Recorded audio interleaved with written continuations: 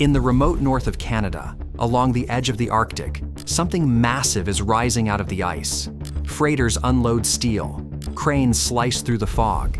Engineers work through the night, not for oil, not for mining, but for something far more strategic. Hundreds of millions of dollars are being spent here, yet almost no one knows why.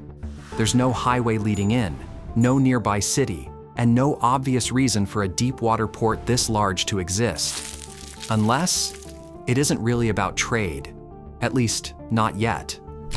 A few years ago, a cargo ship captain stumbled on this place by accident. A massive construction site in the middle of nowhere, 1,000 kilometers from the nearest major city. What she saw wasn't a ghost port. It was part of Canada's quiet plan to secure its future in the Arctic. As melting ice opens up new shipping routes, worth more than $500 billion a year and 6,000 kilometers shorter than traditional paths, this forgotten town of just 870 people, closer to the North Pole than to Toronto, now sits at the center of it all. Canada is quietly investing $800 million to rebuild its Arctic gateway. If they're right, this tiny port could shape the future of global trade itself. This is Churchill, a small Arctic port on the edge of Hudson Bay, Canada's quietest project, and its boldest gamble yet.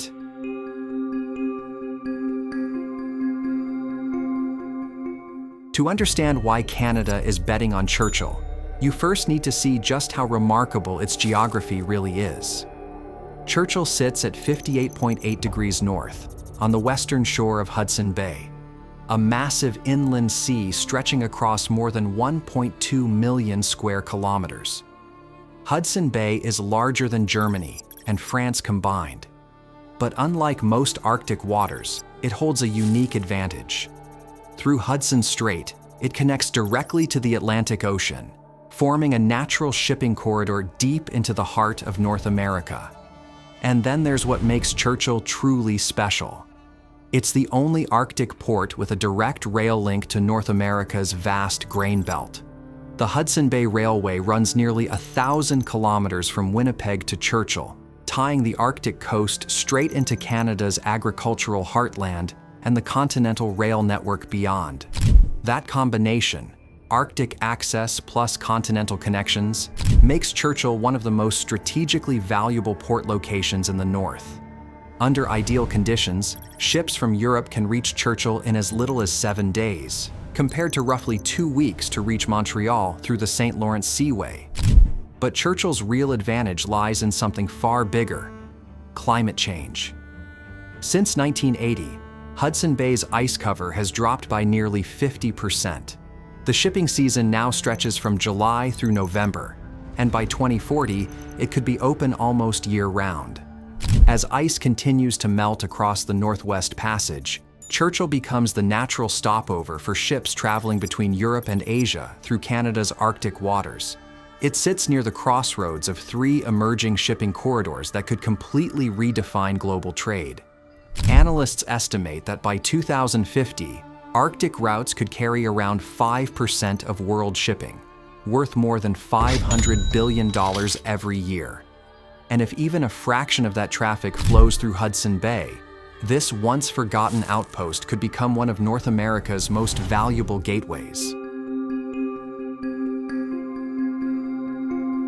Canada's interest in Churchill wasn't always about Arctic shipping. For decades, the port served primarily as a grain export facility, shipping prairie wheat to European markets through Hudson Bay during the brief summer season. But in 2016, everything changed. The previous owner, Omnitrax, was legally challenged and eventually sold the railway after Churchill flooding damaged the rail line, severing the only land connection to the south. For nearly 2 years, the town was cut off from the outside world, accessible only by air. It seemed like Churchill was dying. Then Canadian government analysts made a startling discovery. Hudson Bay was thawing decades faster than expected. Projections showed that Churchill could see ice-free conditions for much of the year by the early 2030s, far earlier than any other North American Arctic port. That discovery reframed everything, because an ice-free Churchill wouldn't just be a grain terminal. It would be a strategic foothold in the emerging Arctic trade network. Meanwhile, other nations were already racing north. Russia was already militarizing its Arctic coastline and developing the Northern Sea Route. China, though not an Arctic nation, was making substantial Arctic investments in infrastructure across the polar region, calling it the Polar Silk Road.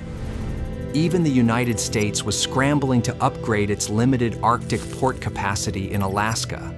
But Canada had Churchill, a deep water port with existing infrastructure and rail connections, positioned perfectly to control access to the Northwest Passage. In 2018, a consortium of Canadian investors, backed by federal funding, purchased Churchill's port and rail infrastructure for $117 million. But this was just the beginning.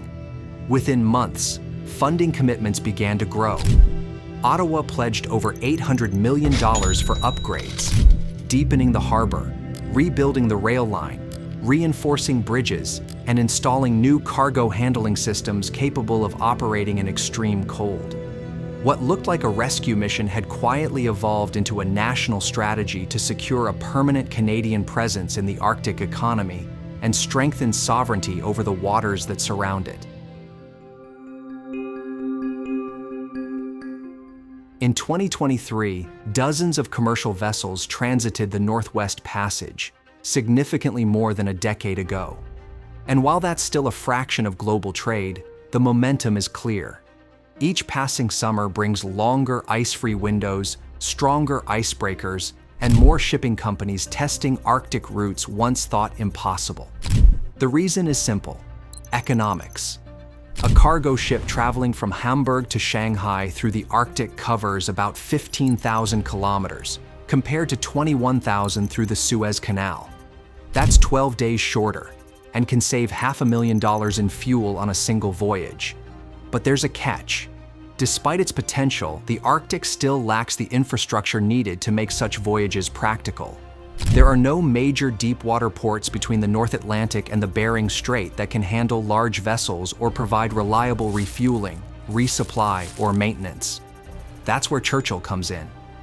Perched on the western edge of Hudson Bay, it's the only port on the Canadian Arctic coastline with rail access to the rest of North America. From here, cargo can move in both directions, northward to Arctic shipping lanes and southward to the continental market.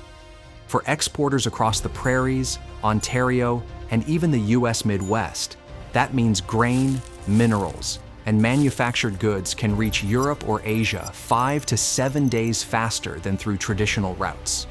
For importers, Asian goods arriving at Churchill could reach Canadian and American markets faster and cheaper than those coming through Pacific ports.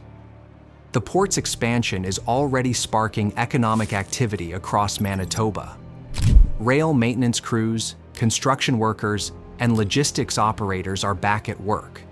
And for the first time in decades, local businesses are seeing steady cargo movement during the shipping season. Churchill is no longer just a point on the map.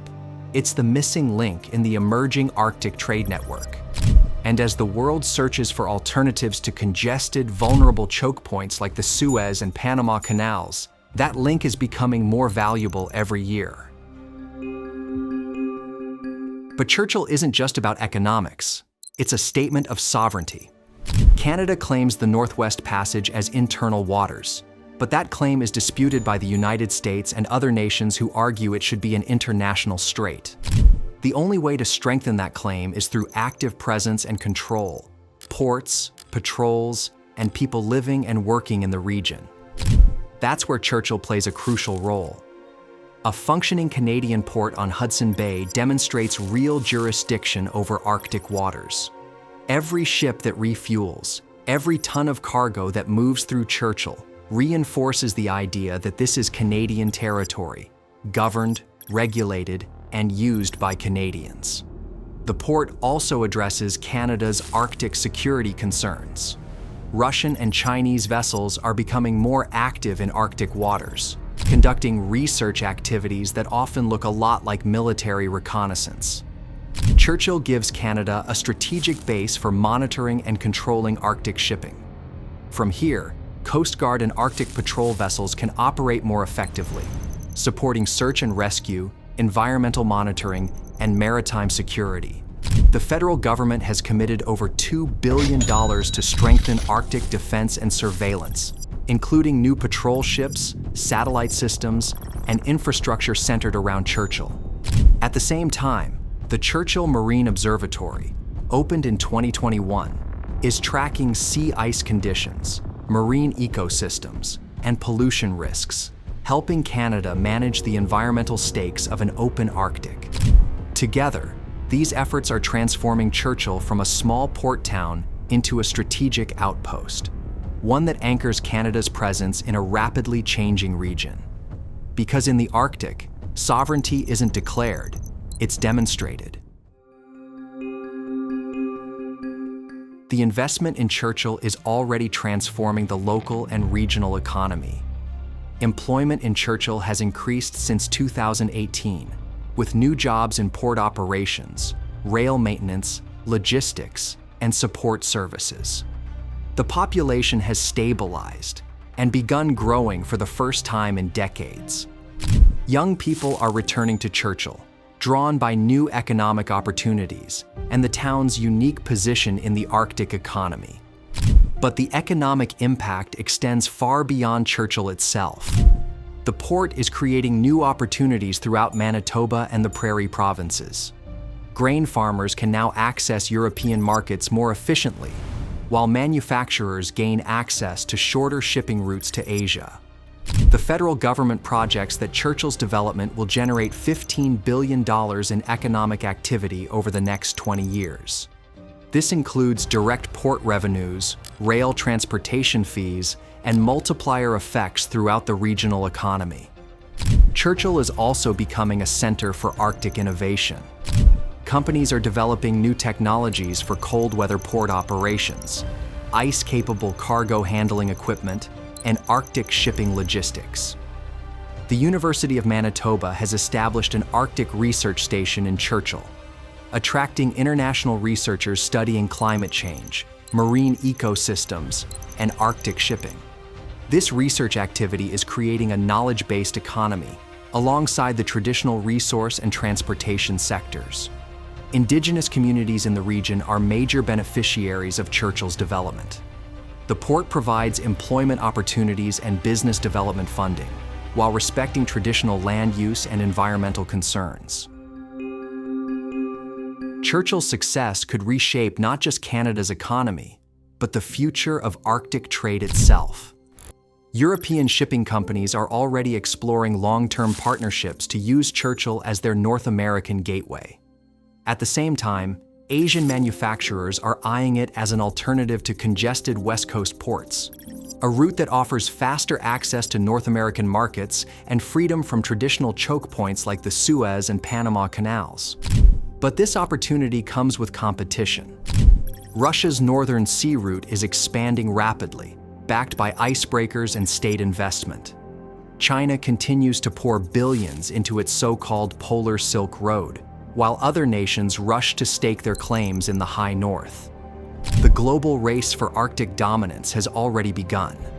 Churchill's rise also brings responsibility. More ships mean greater risks to fragile ecosystems, wildlife migration routes, and pristine Arctic waters. Climate change may be opening new trade corridors, but it's also fueling unpredictable ice patterns and extreme weather that could disrupt operations just as easily as it enables them. For Canada, the challenge is clear. Balance economic ambition with environmental stewardship and keep its commitment to long-term Arctic development. The $800 million invested so far is only the beginning. Maintaining Churchill as a world-class port will demand continuous funding, modern infrastructure, and unwavering political will. But if Canada stays the course, the reward could be historic. By the early 2030s, this tiny port of 870 people could handle a significant share of trade between Europe and Asia, becoming a symbol of how geography, strategy, and vision can converge to redefine a nation's place in the world. What once seemed impossible, a thriving port rising from a frozen frontier, could soon stand as proof that Canada can shape its Arctic destiny. From forgotten outpost to Arctic gateway, Churchill now represents more than a town.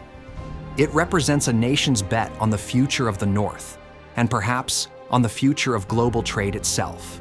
Because sometimes the biggest risks really do create the biggest opportunities.